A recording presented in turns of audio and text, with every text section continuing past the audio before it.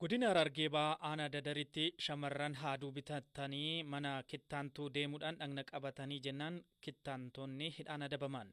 Dubartoonni umuriin isaanii ganna 18 gadi ta'e 12 kittaanamuu isaanii hordofee haadholii kittaannaa raawwatan 2 hidhaan adabamuu isaanii itti gaafatamaan waajjira abbaa alangaa aanaa dadar obbo Ibrahim Hasan Waayilakoo maatii olaanaatti himaniiru.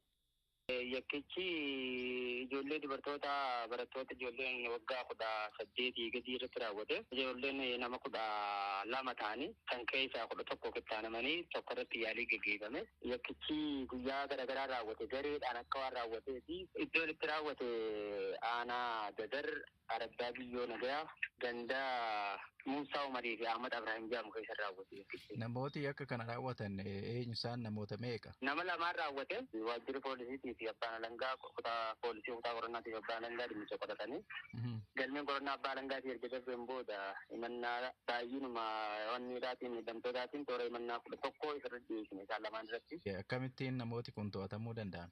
Isaan kan hawaasaatti eeruu nuu kanne hawaasni eeruu nuu kanneeti bu'uuruma yeroo argannee saniin hawaasa qunnamnee hawaasni qabeefiti. Akka waajjira poolisiitti hawaasaatti hirmaannaa guddaa hirmaannaa olaanaa qaba. Hawaasni eeruu kanneen dibatanii qabamanii waajjira poolisiitti dhiyaatan warri miidhamee fi namni gochicha raawwatee fi karra raawwatamee bakkuma takka dhufan qabamanii hawaasni irratti duuleetuma qabeefiti. Fedhii yookaan heeyyama maatiitiin immoo akkamitti raawwatame? Maatiin ijoollee kanaa heeyyamaniiti. Miidhamtootaas dubbisnee miidhamtoota illee akka ragaatti miidhamaan ragaadha waan ta'eef dubbisnee turre.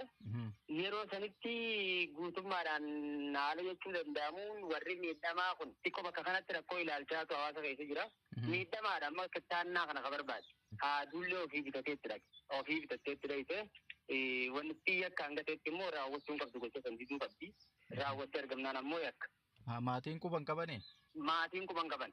Hunda isaaniitii miti. Kan maatiin fuudhee geesse immoo jira isaanuma kana keessa. Kan maatiin geesse jira. Yeroodhaaf argachuu hin dandeenye. Maatiin sunillee hirmaannaa namni gochicha keessa qabu waliin himata waan ta'eef maatii sanillee argachuu hin dandeenye miidhamtoota argine. Ammoo gara walakkaatti akka dhiyaatu miidhamtoonni ofii isaaniitiin dhaqan. Nu kittaan jedhanii manuma jireenya isaanii dhaqanii?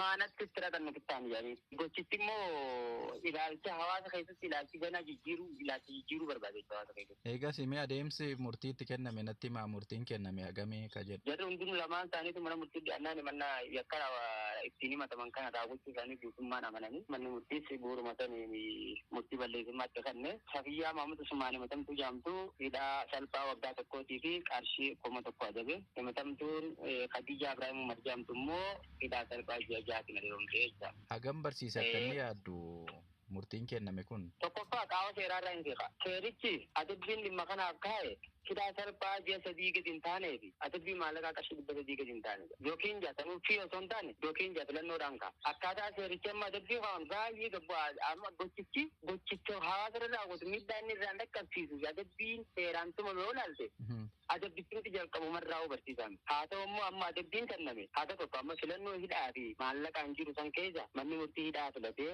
isumaa'uu ji'a 3 Hajuu kanarraa ol fitee waggaa tokko fudhatee adabe duratti maatii qabee fida amma haaduu bitanii harka kaaniiti daa'imni kun ofii dhayi. Ni ta'u malee hawaasa keessa ammallee jira.